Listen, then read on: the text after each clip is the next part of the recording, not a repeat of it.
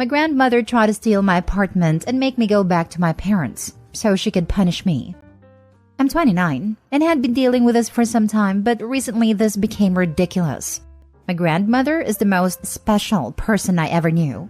And with special, I mean one of the most frustrating, entitled, narcissistic, condescending witch on earth. She believes that she's the matriarch of the family, the highest authority that we all must obey, and for that, she had done a lot of things to all the family members over the years. And recently, I became her main target. A couple months ago, she organized a family meeting on her house. Believing it was just a family meal, we all went. And when everyone was there, she revealed her true intentions. It was a trap. Apparently, someone told my grandmother that I was dating a girl, my girlfriend, and basically she exposed me to all the family. At the time, I haven't even told my parents about it yet. The following 30 minutes were a non-stop humiliation in front of my family, saying how a failure I was, a shame to the family, a sinner, and how embarrassed she was that all her church's friends knew I was a shameless pervert. When I couldn't take her insults anymore, I got up from my chair, just to be slapped in the face by her for disrespecting her. After seeing that, the rest of my family finally intervened, got her away from me before she tried pulling my hair. The following weeks, she was nothing more than a constant headache. Endless calls and text messages, telling me such beautiful things as that I will burn for my sins, that I was a disgrace, that I should stop fooling around and correct my life. She even lectured my parents, demanding that they correct me, to make me quit my job and find a husband, because that was the right thing to do and what I should be doing. Also, she took every chance she got to say how evil and selfish I was for ruining her good image. Last Saturday, she outdid herself. While I was in my apartment, there was a knock on the door, and when I opened it, I saw that it was her. By that point, I was no longer trying to hide my displeasure from her, and I just said, it's you. What do you want? Without being invited to come in, she slipped into my house, started looking around the place with an obvious look of disgust and disapproval on her face, and then turned to see me with that look of superiority, as if she were doing me a favor by being there. She told me that she had already given me more than enough time to reconsider and correct my life, so she was there so that I could apologize to her. I just laughed sarcastically and told her that she was crazy and that she could go now. She then started lecturing me with the same speech again, but I didn't take it. I interrupted her and let out all the things I've wanted to tell her for a long time.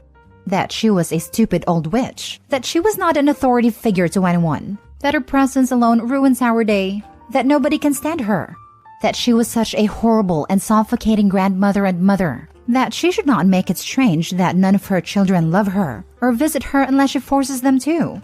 I knew I had hurt her by the way she tensed her face and how she tried to hold back her tears. It was then that she said, "Enough. I can see that you don't understand a good way, so I will have to correct you in the old way. Give me the keys to this place. You will return to your parents and you will be grounded until you learn to obey and do what I ordered." I still had the keys in my hand, to which she extends hers as if waiting for me to give them to her. I laughed. I laughed out loud. This was too ridiculous that I couldn't take it seriously. And apparently that made her so mad that she lunged at me, trying to grab my keys. We struggled. There were screams, things falling out of place. The damn witch got to the point of digging her nails into my arms and biting my hands. The scandal was such that a couple of neighbors went out to see what was going on. And when my grandmother saw them, she started shouting that I was a thief and was trying to rob her house. Obviously, they didn't believe her. They were my neighbors. They knew me. They separated her from me, and when she saw that they did not believe her and that I would not obey her, she threatened me with, "Your parents will know about this," and left. Since then, she had been telling everyone how I insulted her and violently attacked her. We all know her. We all know she's a liar. She just makes everyone's lives harder. Now for the top advice before reading the update. Slapped you at 29. What are you waiting for to go no contact? This relationship needs to end. In case you are depending on her financially, your freedom and well-being not worth her money. No contact. I don't depend on her in any way. Me, my mother, and all the family had tried no contact before, but just never worked. No contact works best when boundaries are enforced. No calls, texts, emails accepted. Trespass, non-contact, and protection orders, particularly as she has now physically attacked you twice, and then police called for every breach. A camera on the entranceway. You see her on the street, you walk the other way. Done. She will never agree with you. So there was no point explaining or trying to figure out how to play nice, because it's a twisted game of her creation, and you cannot win. Engaging in this conflict only fuels her fire, and to her, proves the point that you are not obedient and need to put firmly in your place. Press charges, get cameras, block her. I'm going to buy the cameras. I'd already blocked her number.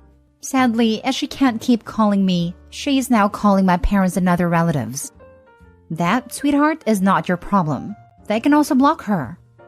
Thank you so much. I dealt with so much guilt and doubts about myself, and she only made everything worse in the moments when I believed I already knew who I am. Yeah, you need to call the cops and get ahead of this. She will get you charged and arrested to force you into what she wants. Call the cops and press charges. Get your neighbors to make statements. Don't leave this. Also, set up a doorbell camera. If you do nothing, then you are asking for more trouble. I'm going to buy the cameras. Knowing her, it's just a matter of time for her to show up here again. Do that, but really call the police. My husband is a senior officer and tells me all the time that people don't call until it's too late. You don't have to call and press charges, though you could. Call and ask to have a report made. That's it. Have a paper trail. Also, tell the wicked witch that Jesus don't like ugly and Grandma's hideous. Tell her the petty people of refit will meet her in hell. And now for the update. After the last post, I took some of the advice that people here told me. I went to the police and filed a report about what my grandmother did. I had some photos of the bites and nail marks and even asked one of my neighbors to come with me as a witness. But police didn't help. They said that any of that was enough proof to do something and suggested to talk and solve it. I knew police wouldn't help. But as some said here, I have now a paper trail. I bought cameras for my door. Not very expensive, but they record in a very decent quality. And they arrived just in the right moment, because 2 days later, my grandmother showed up again. This time, I didn't open the door, and that made her angry. She noticed I was home and kept knocking the door for 30 minutes. After that, she started hitting and kicking it, yelling at me to open, that as my grandmother I must obey. And of course, lots of curses. She left after the neighbors told her that they were calling the police, and I had everything recorded. That night, I sent a video to the family group chat, and this led to the next point. I went no contact with my grandmother. I decided I don't want her in my life anymore. After sending the video to the family, I told them that I was cutting all contact with her. It looked like it was something that everyone wanted to do, but they were waiting to someone to do it first, because half the family agreed to do the same after I told them, and almost all of us will on the following days. My grandmother noticed and tried to show up at everyone's houses, but we had enough. Except for one aunt, no one opened the door. I would like to say that everything ends here and we are all living our lives, but that was not my case. My grandmother showed up at my workplace, and she started one of the messiest dramas I've ever seen. She claimed that everything was my fault, that I made a family to stop talking to her, etc. She then ordered me to take her to the boss's office because she wanted me to quit my job and to start obeying her. I just asked her to leave the building and turn my back on her. That only made her even angrier because she tried to attack me again. Some of my coworkers were able to keep her away from me until security arrived. But in those few minutes, my grandmother threatened me, saying that I would regret ruining everything, and this was disturbing. To be very careful because she knows lots of people, and she knows where I live. And it would be too sad that someone breaks into your house during the night, and even worse if he did something to you. Or maybe it wouldn't be that bad if that corrects your perverted deviation. Again, I went to the police, with witnesses and videos of the security cameras, and again they didn't help. But at least now I have enough for a restraining order. How are your police so freaking useless? I feel like a lawyer would do a lot more than a police officer in this instance. I know, and I already have a lawyer for the restraining order. Just make sure you have security cameras around your home. Crazy doesn't rest easy. Wow. Just wow. I've heard of nasty fights and arguments between family members, but actually saying she knows people who could do nasty things to you? That just blows my mind. This is getting beyond entitled. This is getting to the point of outright accomplice to an assault, whether it's physical, mental, or even worse. The fact that she stated she knows people could be interpreted as her saying she could put a hit out on you. If your local police won't do anything, try going to the county, state, or federal law enforcement agencies, assuming this is somewhere in the US, which if it isn't, please forgive my assumption. But if local won't do anything, then perhaps going above their heads will be the wake-up call they need to get up off their butts and do their jobs properly. Either way, definitely get that restraining/protection order put into place ASAP. Hope it all blows over soon, and that it was just her blowing hot air. Hope everything works out for the better in the end. Stay safe. I want to say, just tell her, well, Mrs. Last Name, you're dead to me as my grandmother, so just follow the same thing. We just share the same last name, nothing more. But she said she'd put a hit out on you, so that's out the window. Does your place of work have video of the area where that monster said this stuff? You may want to see if you can have a copy for your records for in case she does make good on her threat. Then, you can at least have copies of it everywhere with letters stating, if I'm a victim of crime, look into Grand Monster. She's probably behind it. I have the video of one of the security cameras, and a coworker filmed everything on his phone too. He already sent me the video. I shared it with my girlfriend, my parents, and brother, just in case I need it. Now for the last story. My brother-in-law disrespects my wife and my son, gets scared, and cries to his parents when I correct him. So, my brother-in-law to this day still lives with my in-laws. He's in his early 30s. From what my wife's told me, and have seen enough evidence to affirm her statements, they've spoiled him rotten his entire life. He's adopted, of the fair complexion as opposed to my wife and in-laws' melanin-rich tones, so she suspects some odd fantasizing on their part that I won't really get into, but could definitely see them participating in. He could burn water. He's that inept. Eats nothing but crap food. Is horrendously overweight. Doesn't have a job and actively refuses to get one unless you're doing all the legwork for him. Gets to go to Disney and Universal parks all day and throws a tantrum anytime he's asked to do any kind of chores, to name a few issues I have with him. He's also super creepy towards my kids, and given a history that's not really mine to explain, but you can guess, that's grounds enough for me to not want him within a mile of my family. He still demands the respect, because I'm an adult and your uncle, so you have to respect me. But I have to put up with him, because I try not to rock the boat as much as possible. My wife's relationship with her parents is rocky enough as it is. A real-life Cinderella story. We got married in mid-2015, and her parents invited themselves to our place on base housing to come see our new home. Of course, they bring entitled man-child with them. This man-child has already been stuffing his face with what little snack foods we've got in the house. Didn't ask to my recollection because we're family, and family share what they have with family visits. Or some such tripe my mother-in-law said. Not too long after, he starts berating and bullying my at-the-time 10-year-old son. A grown man, harassing a barely double-digit aged child by name-calling. I'm still new to the step-parent / new husband role and don't want to overstep. So I let my wife start to handle this. She asks him to stop as it's upsetting our son. He does for a little bit, but goes right back at it a few minutes later. Once again, my wife asks him to knock it off, and that this behavior won't be tolerated in our home, and he starts having another of his ungodly tantrums.